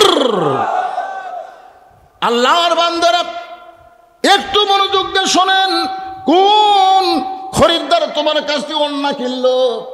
আলী রে, তুমি কি বলতে পারো? কয়, না হুজুর। কে তোমার কাছে ভিক্ষা নিল তুমি কি জানো? বলে, না। কে তোমার কাছে উট বিক্রি করলো তুমি কি তাকে চিনো? কয়, না। কে তোমার কাছে উট কিনে নিল তুমি কি জানো? বলে, না। তাহলে শোনো, আমার মেয়ে ফাতেমা হলো পর্দানিশী। একটা পর্দানিশীর ওন্না দুনিয়ার কোনো মানুষ কিনতে পারে না। পর্দানিশী নারীকে আমার আল্লাহ বড় ভালোবাসে। ধরে কর না সুবহানাল্লাহ। পর্দানিশী নারীকে কে ভালোবাসে? এ মায়েরা, যারা পর্দার অন্তরালে বসে বসে শুনতেছেন, আগামীকাল থেকে আপনারা এমনভাবে পর্দার মধ্যে ঢুকে যাবেন, এই লালুয়া গ্রামের কোনো মরদ মানুষ যেন আপনাদেরকে দেখতে না পায়। হাসতেছেন কেন? হাসতে হবে। আপনারা বলেন তো, মেয়েরা যদি পর্দা না করে, এ দোষ কি মেয়েদের না স্বামীর? সবাই জোরে কন, দোষ কার? হ্যাঁ, স্বামীর দোষ। আল্লাহ রাসূল বলেছেন, আর দায়ুস লা ইয়াদখুলুল জান্নাহ, দায়ুস কোনোদিন জান্নাতে যাবে না। সাহেরা বললেন, দায়ুস কোন নারী? আল্লাহ রাসূল বললেন, ওই সকল পুরুষ যাদের অধীনে নারীরা পর্দা করে না। তাহলে আপনাদের বউ যতদিন মেয়েকে বিয়ে দেননি, মেয়ে বেটা যদি মালয়েশিয়ার যায় বউ থুয়া, তাহলে ওই বেটার বউ আপনার অধীনে থাকলো, তাদেরকে আপনি পর্দার মধ্যে থাকার ব্যবস্থা করা লাগবে। জোরে কথা কন না কেন ভাইজান? আমার মায়েরা পর্দায় থাকলে কি লাভ? কিছুক্ষণ পরে আমি আপনাদের শোনাবো, মা একটু ধৈর্য নিয়ে কথাগুলো শোনেন। রাসূল বলে, আলী রে, ফাতেমার ওন্না কিনেছে আমার আল্লাহ। একটা ফেরেশতাকে মানুষের রূপে পাঠাইয়া সেই ফেরেশতার হাতে 6টা দিরহাম দিয়া ফাতেমার ওড়না কিনে আমার আল্লাহ তাআলা এখন জান্নাতের ভিতরে যত্ন করে রাইখা দিয়েছে। রাসূল বলে, আলী, যেই ফকির তোমার কাছে ভিক্ষা চাইছে এই ফকিরকে তুমি চিনো? বলে না। বলে, যেই ফেরেশতা খরিদ্দার হয়ে তোমার কাছে ওড়না কিনে তোমাকে 6টা দিরহাম দিয়ে গেল, ওই ফেরেশতাকে আল্লাহ বলতেছে, ফেরেশতা যা যা ফকির হইয়া আলীর কাছ থেকে 6টা দিরহাম নিয়ে আয়, আলীর কাছ থেকে 6টা দিরহাম ফেরত নিয়ে আয়। ফেরেশতা বলে, আল্লাহ, আলী তার সন্তানকে খাওয়াবে, এই জন্য মায়ের ওড়না বিক্রি করে এখন সন্তানদেরকে খাওয়াবে, খাবার কিনতেছে। আর এই সময় আপনি আবার 6 দিরহাম যদি ফেরত নিয়ে আসেন, আল্লাহ বলতেছে, ফেরেশতা লিয়াবলুয়াকুম আইয়ুকুম আহসানু আমালান ওয়া হুয়াল আজিজুল গফুর। আল্লাহু আকবার। আমি আল্লাহ আজকে আলীকে পরীক্ষা করব। আলীর কাছে সন্তানের দাম বেশি না আল্লাহর কোরআনের দাম বেশি? জোরে কান সুবহানাল্লাহ। আপনাদের কাছে কার দাম বেশি? সন্তানের? বুঝে শোনা কন। তাহলে সন্তানক প্রাইমারি পেটে দিচ্ছেন কি? কোরআনের যদি দাম হয় বেশি, তাহলে আপনার সন্তানকে কি শিক্ষা দিবেন? আকডম বাগডম ঘোলাডম সাজে, ঢাক ঢোলক ঝাঁঝর বাজে, বাঁচতে বাঁচতে চললো ঢুলি গেল কমলা ফুলি টিয়াটা সূর্য মামার বিয়াটা। আপনার বলেন তো, সত্যি করে বলেন, এর মধ্যে একটা কথা সত্যি আছে? কথা কন্যা করে ভাই, সত্যি আছে? তারপরে আবার বলবে, আইরে আইটিয়ে নায়ে ভরা দিয়ে নালে গেল বোয়াল মাছে, তাই না দেখা ভোদর নাচে। আপনারা কন এর মধ্যে একটা কথা সত্যি আছে? একটাও নাই।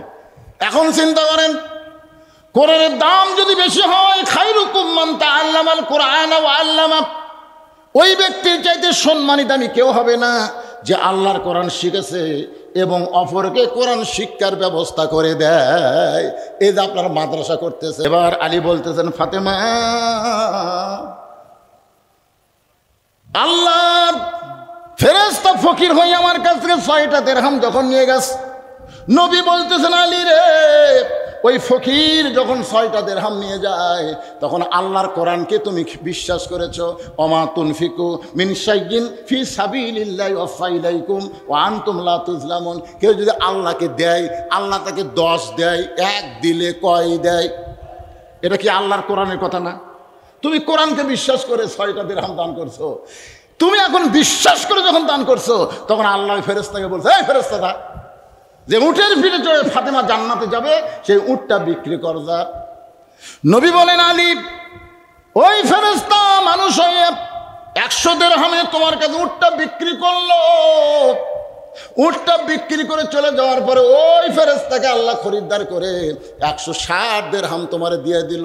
100 দিরহাম ফেরত দেওয়ার পরে ওই যে 6টা দিরহাম দিয়েছিল, তার 60 দিরহাম আল্লাহ দুনিয়াতেই তোমাকে পুরস্কৃত করে দিল। ফাতেমা বলে, স্বামী গো, আপনি তো এতক্ষণ দানের ওয়াজ করলেন, কিন্তু কোন আমলের কারণে ওই কাঠের বউ জামিল আমার আগে জান্নাতে যাবে সেইটা কেন বলতেছেন না? আলী বলতেছেন, ফাতেমা, তাহলে শোনো, তুমি জান্নাতি নারীদের নেত্রী হওয়ার কারণে আল্লাহ তোমাকে উটের পিঠে করে জান্নাতে নিবে। সমস্ত নারীরা হেঁটে হেঁটে জান্নাতে যাবে, কিন্তু তুমি জান্নাতি নারীদের নেত্রী হওয়ার কারণে আল্লাহ তোমাকে উটের পিঠে করে জান্নাতে নিয়ে যাবে। জোরে কান সুবহানাল্লাহ। আলী বলছেন, ফাতেমা, তুমি যখন উটের পিঠে চড়ে জান্নাতে যাবা, একটা জায়গায় গিয়ে তোমার উট ব্রেক করবে, উট আর সামনে যাবে না। ফেরেশতারা বলবে, আল্লাহ, জান্নাতি নারীদের নেত্রী উটের পিঠে চড়েছে, উটটা জান্নাত থেকে যাইতে যাইতে যে থেমে গেল। আল্লাহ বলতেছেন, থেমে যদি যায় উটটাকে টানে নিয়ে যাওয়া লাগবে। ফেরেশতারা বলতেছে, আল্লাহ, উটের তো কিছু টানে নিয়ে যাওয়ার মতন কিছুই নেই, উটের কি ধরে টেনে নিয়ে যাওয়া যাবে এরকম কিছুই নাই। তখন আল্লাহ বলবেন, হ্যাঁ ফেরেশতা, আমি ফাতেমার ওড়না কিনে জান্নাতের মধ্যে যত্ন করে রেখেছি, এই ওড়নাটা উটের গলায় বেঁধে দাও। আলী বলেন, ফাতেমা, তোমার ওড়নাটা উটের গলায় বেঁধে দেওয়া হবে। উটের একটা অংশ এই ওড়নার একটা অংশ নিচের দিকে ঝুলতে থাকবে। এবার ফেরেশতারা বলবে, আল্লাহ, এখন ওড়নাটা ধরে উটটাকে কে টেনে জান্নাতে নিয়ে যাবে? ওই সময় আল্লাহ বলবে, রে কাঠুরের বউ জামিলা, তুমি কোথায়? তোমার স্বামী সব সময় আল্লাহর কাছে দোয়া করছে, আল্লাহ আমার যে বউ স্বামীর হুকুম ছাড়া ফাতেমার জন্য দরজা খোলে না, এই বউটারে তুমি সবার আগে জান্নাত দিও। আল্লাহ স্বামীর দোয়া কবুল করার কারণে এখন জামিলাকে আল্লাহ বলবেন উটটাকে টেনে টেনে জান্নাতে নিয়ে যাও। ফাতেমা তুমি মনে করবা আমি জান্নাতে যাচ্ছি, আমি জান্নাতে যাচ্ছি, কিন্তু আল্লাহর সিদ্ধান্ত হলো উটের পিঠ থেকে তোমার পা জান্নাতে যাওয়ার আগে ওই জামিলার পা জান্নাতে আগে যাবে। সঙ্গে সঙ্গে ফাতেমা চিল্লায় বলে, আল্লাহ, যে মেয়েরা পর্দার মধ্যে থাকবে আর যে মেয়েরা স্বামী ভক্ত হবে এই সকল মেয়েদেরকে ফাতেমা জামিলার সঙ্গে জান্নাত দিও। যে মেয়েরা স্বামীর কথা মতো চলবে আর যে মেয়েরা পর্দার মধ্যে থাকবে এই সকল মেয়েদেরকে ফাতেমা জামিলার সঙ্গে আল্লাহ জান্নাত দিও। এখন আর দুটা প্রশ্ন আছে ভাইজান। একটা প্রশ্ন হলো আল্লাহ কোন দিক হয়ে বসে আছে, আর 2 নম্বর প্রশ্ন হলো আল্লাহ ঢপ কেমন। এই দুটা বলে দিলেই কিন্তু উত্তর দেওয়া শেষ। আপনাকে এই দুটো শুনবেন? কারা কারা শুনবেন? আল্লাহকে হাত দেখান তো দেখি। লিল্লাহে তাকবীর। হ্যাঁ, আপনারা যারা যারা হাত তুলেছেন এখন আপনাদের মধ্যে একটু মাদ্রাসার উন্নয়ন কল্প চাদর যাবে, বুঝলেন? আমার দান জোর করে ধরা না, 10 টাকা 20 টাকা 50 টাকা। এই ভাই ওই কেক উঠ, কিসের পেশাব? এখনই হাত তুলছে, এখনই আবার যে চাদর ধরার কথা বলছি লাভ দিয়ে যাচ্ছে। মানে আমি তো মনে করছিলাম যে আমাকে ফ্যানের বাতাস দিচ্ছে, তাও আমি ঘামতেছি এই গরমের মধ্যে। এত রাত, এখন বাজতেছে 12টা 10, 12:15 বাজবে। এই দীর্ঘ সময় পর্যন্ত আপনারা বসে বসে ওয়াজ শুনতেছেন। এই চাদর নে কোথায়? চাদর কোথায়? চাদর আদায় হয়েছে? এক চাদর দেন, সবাই দেন। যিনি যা পারবেন, 10 পারেন, 20 পারেন, 50 পারেন, 100 পারেন, যা পারবেন। আল্লাহর কোরআনকে মহব্বত করেন, কোরআনকে বিশ্বাস করেন। 1 দিলে 10 পাবেন, 1 দিলে কত পাবেন? 10 পাবেন, 10 দিলে 100 পাবেন। আগামীকালই পাবেন। আগামীকাল যদি না পান 1 সপ্তাহের মধ্যে পাবেন। আপনি যে পাবেন এই ব্যাপারে সন্দেহ করলে কোরআনকে সন্দেহ করা হবে। আপনার কি সন্দেহ করতেছেন? দেখবেন হয়তো এই সপ্তাহে আপনার একটা বিশাল অ্যাক্সিডেন্ট ছিল। এই আজকে দানের করার কারণে আল্লাহ যাবতীয় অ্যাক্সিডেন্ট থেকে আল্লাহ আপনাকে হেফাজত করবে। আর সাদাকাতু তারুদ্দুল বালা, দান সদকা করলে আল্লাহ বালা মুসিবতকে দূর করে দেয়। আমার মায়েদের মধ্যেও যাবে, মায়েরাও আল্লাহ রাস্তায় দান করবেন। মা, আজকে ওয়াজ আপনাদের জন্য অনেক বেশি করছি, মা আল্লাহর রাস্তায় আপনারাও দান করবেন। আমার মায়েদের কাছে যাবেন, বিশ্বস্ত লোককে মায়েদের কাছে পাঠায় দেবেন। এখানে এমন কোন আল্লাহর বান্দা আছে যে হুজুর আমি নবীর এতিম মাদ্রাসায় একটা কোরআন শরীফ দান করব, একটা কোরআন শরীফ। এখানে প্রায় 50-60 জন ছাত্র ছাত্রী লেখাপড়া করে নুরানি, এখন হেফজ খোলা হয় না, আগামীতে খুলবে, ঘর করার পরে খুলবে ইনশাল্লাহ। কে দিল? কাক দিল? আমাকে দেন ভাইজান, যাই যা পারেন আল্লাহ রাসূল দেন। দেরি করেন না, ওটা অবশ্য করেন না, একটু জিকির করেন। লা ইলাহা ইল্লাল্লাহ, জোরে লা ইলাহা ইল্লাল্লাহ, লা ইলাহা ইল্লাল্লাহ। মহব্বতে আল্লাহর জিকির করতে কোনো শরম নাই। লা ইলাহা চাদরে দিচ্ছে, সবাই দেন, সবাই দেন। এই দানের কথা শুনে উঠে যাচ্ছেন। আপনি যে বাড়ির যাবার পারবেন তার কি গ্যারান্টি আছে? আপনি যে বাড়ির যাবার পারবেন তার কোনো গ্যারান্টি আছে? 10টা টাকা জীবনের শেষ দান মনে করে দিয়ে দেন যে হুজুর আজকে আমার দান হয়তো শেষ দান, আর হয়তো দান করার মতন সুযোগ আমার হবে না। এখানে অনেক মানুষ আপনারা দান করছেন, আমি ঘর থেকে সব শুনলাম। 10,000 টাকাও দান করছেন, 5,000 টাকাও দান করছেন, 1,000 2,000 করে দান করছেন, নগদ করছেন, বাকি করছেন, ধান করছেন। তারপর আরও কিছু আছে, এখানে স্লিপ আছে অনেকগুলো। আরে বাবা, 10,000 টাকা বলেনি? আচ্ছা ঠিক আছে। এই যে খলিলুর রহমান, উনি 10,000 টাকা ধরে বলেন মারহাবা। দেখেন 10,000 টাকা স্লিপ এখনো বলেনি, এটা বলেনি এখনো। এত টাকার স্লিপ বলেনি কেন? আল্লাহর একজন বান্দা না, একজন বান্দি মুসাম্মাত রোকেয়া বেগম 500 টাকা নগদ করছে দান। মা রোকেয়ার দানকে কবুল করেন। লা ইলাহা লা ইলাহা ইল্লাল্লাহু মুহাম্মাদুর রাসূলুল্লাহ। ছেলের কাছে একটা মোমবাতি ছিল, ওই 13 বছর কোরআন হাফিজের কাছে একটা মোমবাতি। আমরা কিন্তু বলি আল কোরআনের আলো সব জায়গায় জালো মিছিল করি না, ওই ছেলের হাতে একটা মোমবাতি, বাতি জ্বলায় বলতে নাস্তিকেরা, আল্লাহর ব্যাপারে তোমাদের আরো দুইটা প্রশ্ন আছে। একটা প্রশ্ন হলো তোমাদের আল্লাহ কোন দিক হয়ে বসে থাকে, আর একটা প্রশ্ন হলো আল্লাহর ঢপ কেমন। এই বাতির দিকে তাকায় দেখো তো আলো কোন দিকে, দেখো তো আলো কোন দিকে। সমস্ত নাস্তিক বলতেছে আলোর কোনো দিক নাই, আলো সর্বদিক।